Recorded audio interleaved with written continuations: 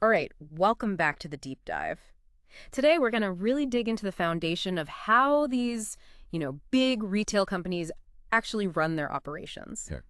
It all comes down to this thing called SAP Retail Master Data. Yeah. So, just imagine, like, it's the essential DNA, right? Right. Makes everything work. Yeah. From knowing what products you got on the shelves to who's actually sending you those Yeah, products. definitely. And luckily for us, we've got a whole bunch of material here. It really kind of peels back the layers on all of this. Yeah. Our goal for this deep dive, is to really understand, like, how do all these pieces, how do they fit together? How do they actually, like, power all these massive retail operations? Right. And I think we'll be touching on some really key areas, Mm. like how these companies are structured in SAP, how they, organize information about their products, and even, like, where they're getting their actual goods from. Yeah, those are all super important. So kind of to kick things off, like, where do we even begin? We're talking about, like, these huge companies. Yeah. They got to be organized somehow in SAP, right? Yeah, absolutely. And that's where we get into these things called organizational units. Organizational units, okay. Right. And I'm seeing, there's a lot here. We've got these purchasing units. Yeah. Like, there's the mandant. Right. And it kind of sounds like that's basically the whole company, right? Yeah, that's the umbrella. You can think about it like the top level corporation. Oh, okay.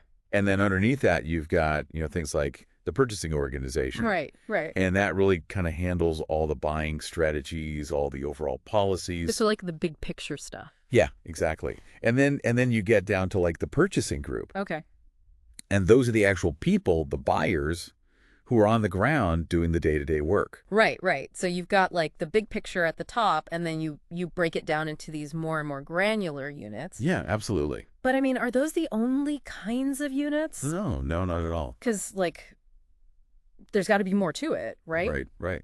Because you also got to think about how are these products getting to the customers? So you've got like sales units as well. Right. And, how is the company managing their inventory? Yeah. Where's all the stock? Right. So that's where these stock management units come in. Stock management units. And it's really all of these together that create like the operational backbone of the company in SAP. Okay, so we're talking about the backbone. Yeah. We're talking about like the structure, but then there's also like there's got to be like a ton of products, right? Yeah, definitely. So how does SAP even handle all of that? That's where we get into this concept of the merchandise group and hierarchy. Merchandise group and hierarchy. Okay, Yeah. what is that all about? So imagine you're a big retailer, you've got thousands and thousands of products. Mhm. You got to organize those in some kind of logical way, right? So you start by grouping similar items together. Okay. These are your merchandise groups. Okay. And then you can create a hierarchy from those groups. Uh-huh.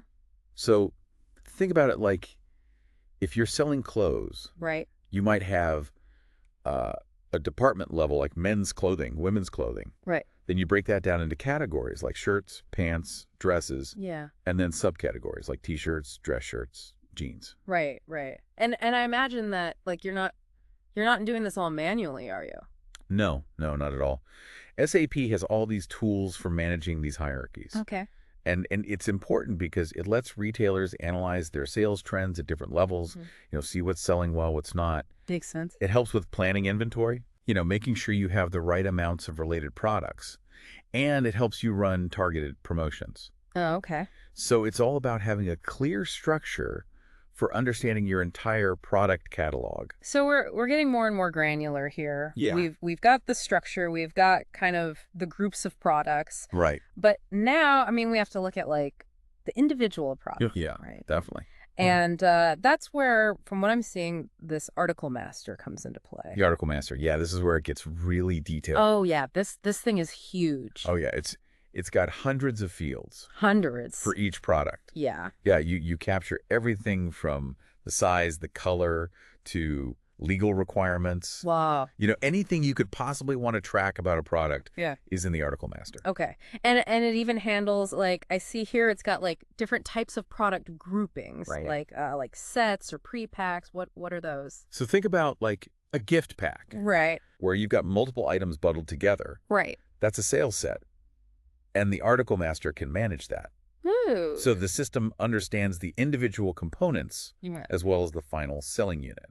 So like it knows what's in the package, Exactly. but also that you're selling it as like a single unit. Exactly. Exactly. That seems like, I mean, that's getting really complicated really quickly. It can get pretty complex. And I bet this ties into like I'm seeing this units of measure thing Right. because it's not just, like each, right? Uh-huh. Like you've got cases and layers and pallets and they all have different quantities. You got to keep track of all those different units. Right. So how does SAP make sure that that doesn't turn into a complete mess? So what they do is they use a base unit. Mm. So that might be each, for an individual item. Right.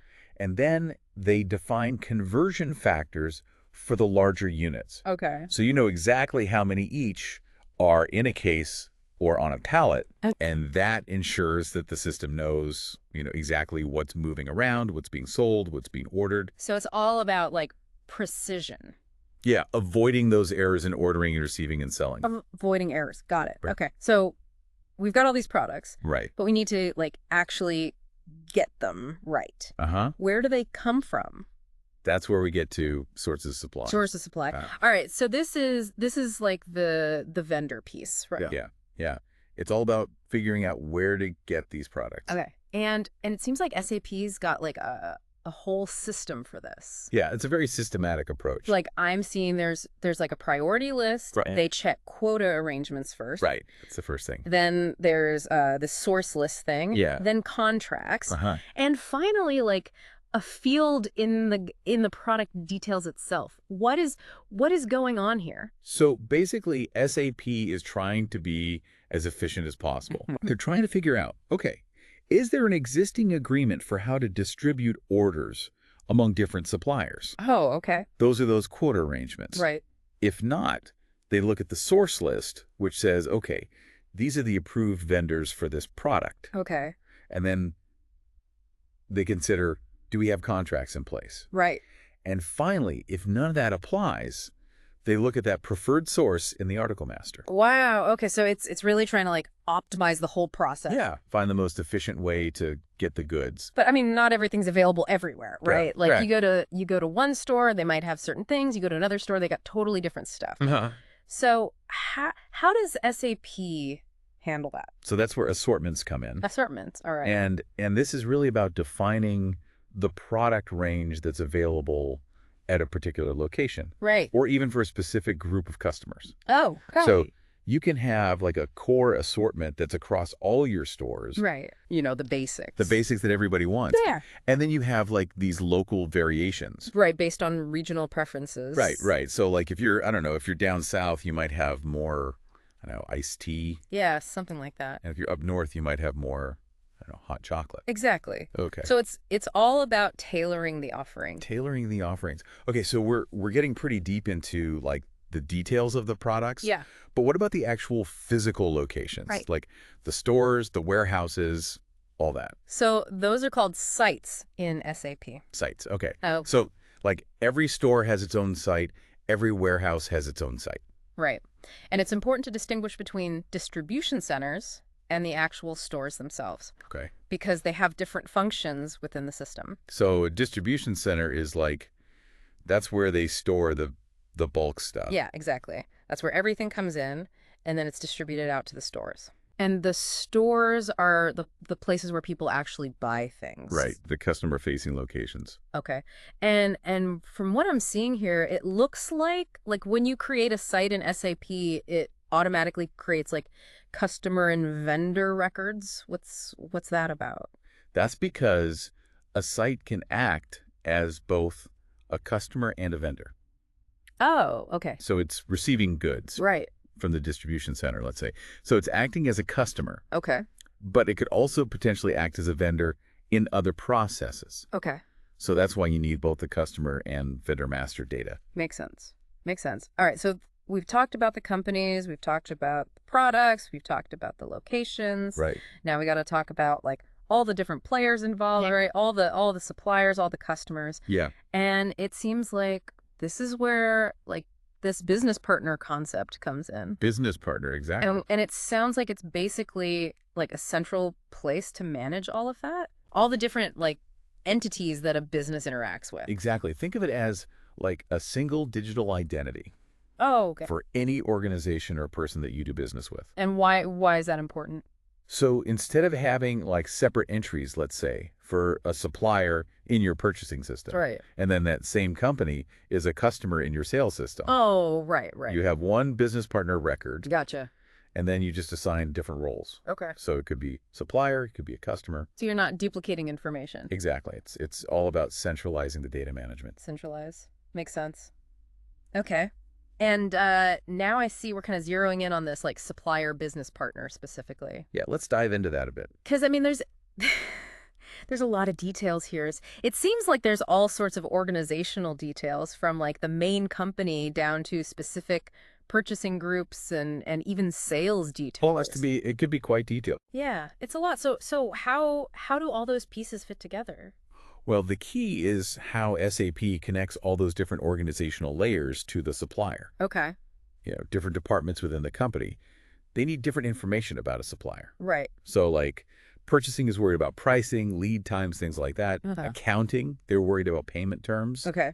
And this business partner concept lets you manage all of that role-specific data really efficiently. Role specific. Okay. Yeah, So different views for different people. exactly. Got it.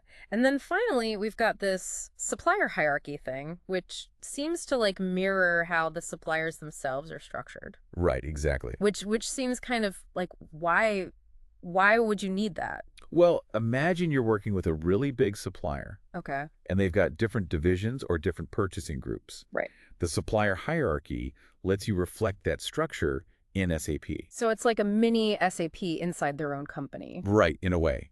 And that's really important for things like negotiating prices. Oh, okay. Maybe you have different pricing agreements with different divisions of that supplier. Right, right. And rebates too, probably, right? Yeah, exactly. You can manage all of that through the supplier hierarchy. So it's like it's almost like a mini SAP inside their company, but also reflecting how you interact with them specifically. Right. Yeah. Okay, so I mean, stepping back, looking at all this, it's incredibly interconnected, right? Yeah, absolutely. You can really see how all these pieces of master data actually work together to run this whole retail operation in SAP. Yeah, it's really the foundation of everything. And without it, it'd be a complete mess, right? Yeah, chaos. Total chaos.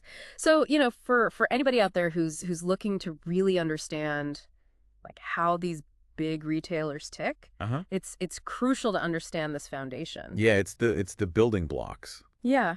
And I think, as we wrap up this deep dive, like one thing to really think about is like how does Yeah. all of this like intricate web of organizational units Right. and all this master data, how does it ultimately impact like the person who's just trying to buy something, Right, right. whether they're in a store or online? Uh-huh. Like how does all this stuff that we've been talking about actually affect their experience? That's a great question to think about. And I think it's all about like, when you see the product information, is it accurate? Yeah. When you want to buy something, is it actually available? Right. How quickly can they get it to you? Yep. All of that Mm. stems from this underlying structure that we've been talking about. It's Yeah. all part of the bigger picture. Exactly. So think about that as as you walk into a store next time, as you buy something online. Uh-huh. There's a whole world behind it. The whole system. Until next time on The Deep Dive. Sweet.